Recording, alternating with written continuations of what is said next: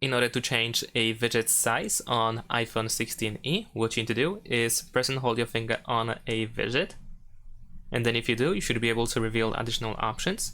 And you can choose one of these three widget sizes as long as there is enough space to resize the widget. So if I choose this one, for example, then it will shrink a little bit. I'm gonna actually move it to the next page.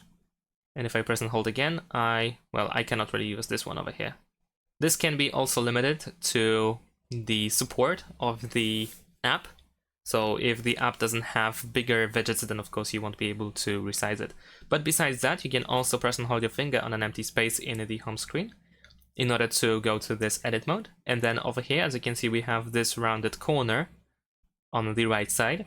So we can drag by this corner and then resize the widget as well. And like I said, depending on the support, you might be able to adjust it all the way to the whole width of the screen or even further. And that's pretty much it. Thanks for watching, leave a like and subscribe to my channel, and see you in my next videos. Bye!